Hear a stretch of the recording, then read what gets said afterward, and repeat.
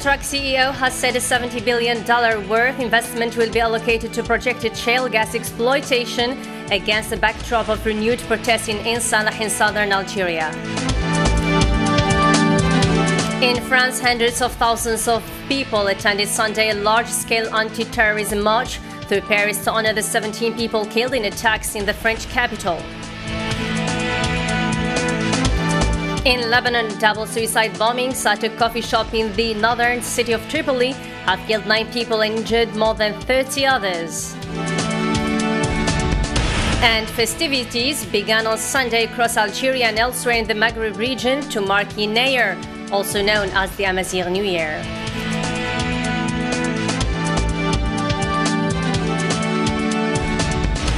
Hello ladies and gentlemen, you're watching Dzair News and welcome to this English news edition. First, in our top stories, the acting general manager of the Sonatrach hydrocarbon group, Said Sahnun, announced the investment of more than $70 billion would be allocated over the next 20 years to the exploitation of shale gas, adding that this sector of activity will help develop 50,000 new jobs. Mr. Said Sahnun affirmed in a statement made to the international radio today that Sonatrach shouldn't remain on the margin of technological and scientific progress, arguing that the trend towards the exploitation of the shale gas options stems from the country's need to expand and strengthen its capacities and to diversify its resources in order to allow the country to adapt to the fast-changing international energy environment.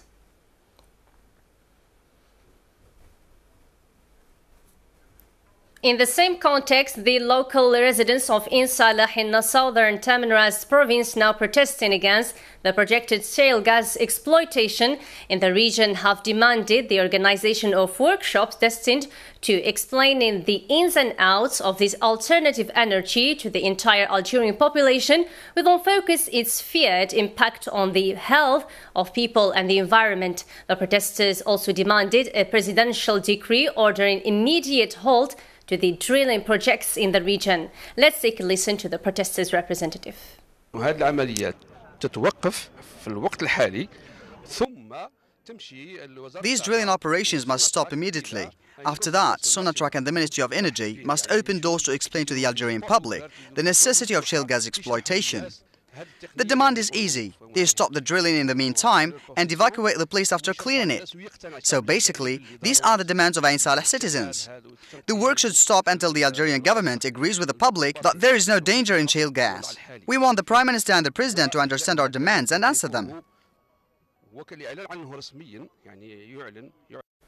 In other news, on the national scene, a terrorist was killed Saturday in the eastern province of Tizi Ouzou by forces of the People's National Army (ANP), the Ministry of National Defense announced in a statement issued earlier today. And in France, hundreds of thousands of people attended Sunday a large-scale march through Paris to honor the 17 people killed in attacks which targeted satirical magazine, a kosher supermarket and police. Dozens of world leaders were set to join Sunday's march in support for France and against terrorism. Mustafa Azog. Approximately 50 world leaders joined record crowds for a huge Paris rally in honor of the victims of a 3-day spree of violence that killed 17 people and shook the nation. Security forces were on their highest alert. Thousands of police and troops were deployed to beef up security, which came after rallies across France on Saturday already drew more than 700,000 demonstrators. Some 20 to 100 police and soldiers patrolled Paris streets to protect marchers from would-be attackers, with police snipers on rooftops and plainclothes detectives mingling with the crowd. City sewers were searched ahead of the vigil, and underground train stations around the march route were due to be closed down. The silent march started at 3 p.m. local time, which reflects shock over the worst militant terrorist assault on a European city in 9 years. For France, it raised questions of free speech, religion and security, and beyond French frontiers, it exposed the vulnerability of states to urban attacks. Elsewhere in Western Europe, a German newspaper, the Hamburger Morgenpost, that reprinted the Charlie Hebdo cartoon, said it suffered an arson attack overnight. The incident happened at about 2 a.m. local time. Identified people threw stones and incendiary devices into the building housing the Hamburger Morgenpost, a ployed newspaper in Hamburg, Germany's second largest city. Mustafa Azog again. The terror continues, and this time in Germany, after a newspaper in Hamburg reprinted the anti-Islam cartoons from the French satirical paper Charlie Hebdo was the target of an arson attack early on Sunday.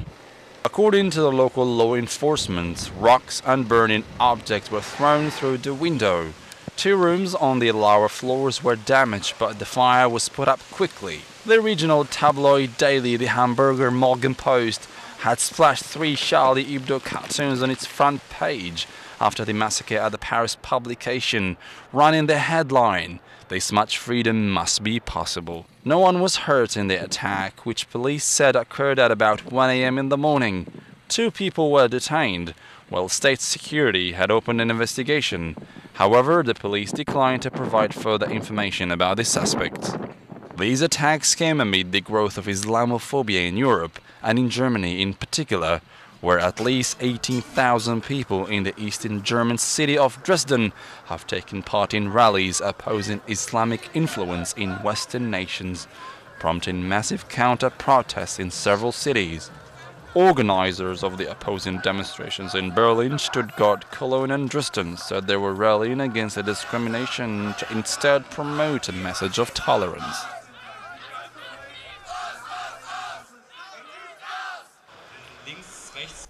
In a related topic, a Dzair news team has visited one of the Algerian cartoonists living in the eastern province of Bijaya, Riles Aynouch, who told us more about the journalist killed during the recent attack on Charlie Hebdo's offices in Paris. Shakib Lawishi illustrates. After the terrorist attack in Paris against Charlie Hebdo's newspaper, and where at least 12 people were killed, their news team went to eastern province of Bijaya to meet Riles Aynouch, one of the Algerian caricaturists of Charlie Hebdo, who told us more about his colleagues. I have known Kabu, Tignus, Wolinski, and the Algerian caricaturist Mustafa Murad. Murad is an Algerian and Kabil just like me. These drawings have nothing to do with Islamophobia. They criticize all religion and all people. When you are a caricaturist, you respect all religions and you have neither enemies nor friends. Riles told us more about his friend and colleague Mustafa Murad. He was an amazing person, an excellent friend. Since we were of the same origin, he used to ask me about the Kabyl region. He loved to hear news about his country. He was really a great intellectual. Concerning the terrorists, they say they are of French and Algerian origin. In my opinion, they are neither French nor Algerians, but rather barbarians, and they don't belong to us. During this interview, the Algerian talented caricaturist was strongly against what happened in Charlie Hebdo's offices, describing this crime as a crime against humanity. In the latest on the Libyan file, Libya's faction have agreed to a new round of UN-backed negotiations to attempt to end the conflict destabilizing the North African country 3 years after Muammar Gaddafi was toppled in a civil war. Karim Fazzakri illustrates.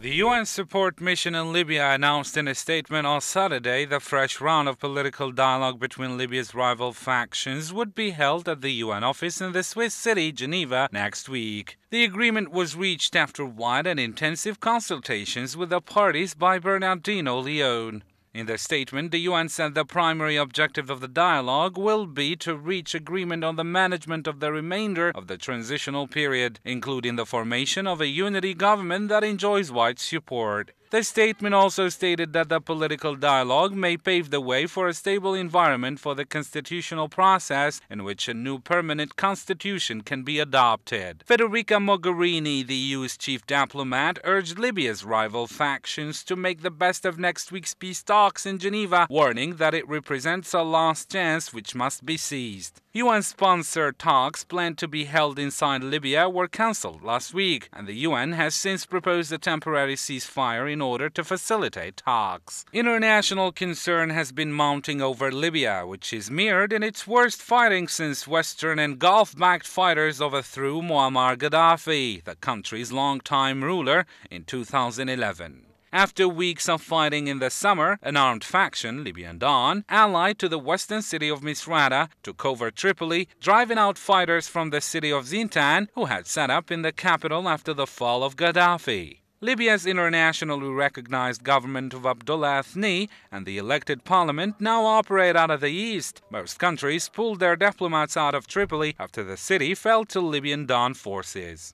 Each faction claims the mantle of true liberators of Libya. Each brands its fighters the real army, and each seeks international recognition in a conflict that Western powers and African neighbors worry will fracture Libya. Elsewhere in Africa, and precisely in troubled Nigeria, at least 19 people have been killed and 20 others injured by a bomb strapped to a girl reported to be aged about 10 in northeastern part of the country. Shakib Lawishi has more.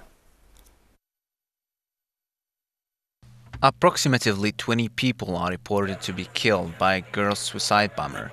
The bomb exploded in a market in the city of Maiduguri in Borno State. According to police, the explosive devices were wrapped around her body. The group has said it carried out the attack. The market is reported to have been targeted twice in a week by female bombers late last year. They have been fighting to establish an Islamic caliphate in the northeastern states of Borno, Yobe and Adamawa, which have borne the worst violence in their 5 years insurgency. The girl bomber let off an improvised explosive device near the area of the Maiduguri market where chickens were sold. This is not the first suicide bombing involving young girls, part of a new militant strategy intended to capitalize on the fact that people in the Muslim-dominated north are less suspicious of women. In other violence reported on Saturday, a vehicle in Yobe State exploded at a checkpoint near a police station, killing at least 2 people. The blast follows heavy fighting in the Yobe State capital, Damaturu, on Friday night, with buildings destroyed and civilian casualties reported. In Lebanon, double suicide bombings at a coffee shop in the northern Lebanese city of Tripoli have killed 9 people and wounded more than 30. Officials said the army said the attack struck a cafe in the predominantly Alawite Jabal Mohsen neighborhood at around 7:30 p.m. on Saturday. Karim Fazakri. A suicide bomb attack in the northern Lebanese city of Tripoli has killed at least 7 people in the latest violence linked to Syria's civil war. The Nusra Front al-Qaeda Syrian affiliate said it was behind the attack, which also injured 30 people. The blast on a cafe in a predominantly Alawite neighborhood was the first major attack in Lebanon for months. There has been tension in the past between Tripoli's Sunni Muslim majority population and its Alawite minority. Lebanon's national news agency said the attack was carried out by 2 men from Tripoli, where long-standing religious tensions have been exacerbated by the war in the neighboring Syria. In a statement, the Nusra Front said the attack was in revenge for the Sunnis in Syria and Lebanon. The war in Syria has pitted the government of President Bashar al-Assad and Alawite against an insurgency dominated by Sunnis. Tripoli had been in the midst of a tense calm since last October, when fighting broke out between Sunni militants and government troops, killing 11 soldiers, 5 civilians and about 24 militants. Prime Minister Tamam Salam said the bombing was a new attempt to spread the seeds of strife in Tripoli, but insisted that it would not weaken the determination of the state to confront terrorism and terrorists. Lebanon's security has been severely damaged by the Syria crisis. It has also been worsened by its own paralyzed government, with the country having been without a president since May last year.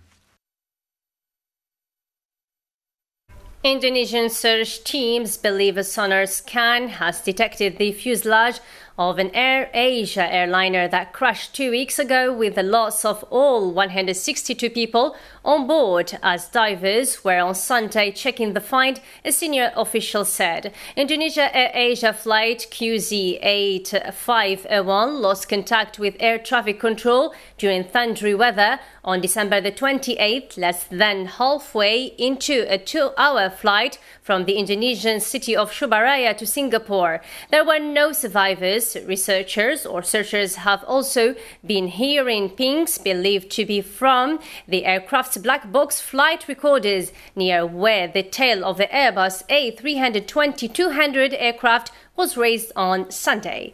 And at least 59 people have been killed after an oil tanker, apparently speeding in the wrong direction, crashed into a passenger bus in southern Pakistan, lighting a fierce blaze. Medical sources have said the bus was en route to the town of Shikrapur from the southern port city of Karachi, where the collision occurred along a stretch of deep-bricked road early on Sunday. Shakib Lawishi informs us. 75 people have been killed in a crash between a bus and an oil tanker. According to sources, the oil tanker was speeding in the wrong direction. The impact was so strong that a huge fire was seen from kilometers away. The bus caught fire after the accident, killing at least 30 people. The victims included women and children, some of whom were charred beyond recognition. Fortunately for some passengers, they managed to escape unhurt after they jumped out of the bus windows. Investigations are in place to determine if the driver of the oil tanker was solely at fault or whether the bus driver also showed negligence when the bus was en route to the town of Shikarpur from the southern port city of Karachi when the collision occurred along a stretch of dilapidated roads. Pakistan has an appalling record of fatal traffic accidents due to poor roads, badly maintained vehicles and reckless driving. The recovery equipment available to Pakistani emergency services is often basic, and when crashes happen away from major towns, rescue efforts can take some time, often reducing injured passengers' chances of survival. The mountainous area of Kashmir and the north, where drivers career around narrow hairpin bends over deep ravines with scant regard for safety, are particularly prone to accidents, while the condition of roads in the south can also be dangerous. And in a piece of information concerning health news, a recent study has found that people having an optimistic approach in all walks of life are likely to have more healthy hearts. The study conducted by the researchers at the University of Illinois involved more than 5,100 adults to examine the relation between optimism and health heart. The researchers found that people who have upbeat outlooks and positive approach in life have remarkably better cardiovascular health. So keep healthy by being always optimistic. And in space news, ABC astronomer helped uncover some of the secrets of a rare and mysterious occupant of our universe, a binary pulsar system, before it disappeared from view for the next 160 years. Ingrid Stairs, a professor of astrophysics and astronomy at the University of British Columbia, spent the last decade examining the system called G100 or 1906 with the international team. The system is 25,000 light years from Earth and consists of a pulsar, a lightly magnetized, rapidly rotating neutron star that orbits around a companion star in the just under 4 hours. Neutron stars are the dense collapsed remnant of massive stars that have undergone supernova explosions. The pulsar emits a lighthouse-like a beam of radio waves that team has been monitoring. Back to national cultural news, festivities began across Algeria and elsewhere in the Maghreb region to mark Dzair on Sunday, January the 11th, also known as the Amazigh New Year. Across the country, preparations began several days earlier to organize the lavish festivities marking the start of year 2965. On New Year's Eve, a family meal is prepared on the whole year will be placed under the sign of abundance and prosperity. And now a word about sport. The Algeria football squad played Sunday their only friendly against Tunisia to prepare for the African Cup of Nations CAN 2015 in Equatorial Guinea, 17th of January, 8th of February in Raid Stadium in Tunis, 6 p.m. Algeria time. A victory would allow the Desert Foxes to start the continental tournament with this high spirit. The game follows 9 days of a pre-competitive training camp at the technical center of Sidi Moussa in Algiers. This much of preparation against the Carthage Eagles is of a particular importance for the coach of the Greens, Frenchman Christian Gourcuff, to put up tactics he intends to adopt for the tournament's first game on January the 19th in Mongmo Stadium versus South Africa. The end of our English news edition brought to you from Dzair News channel. Thank you so much for tuning our way. Bye-bye.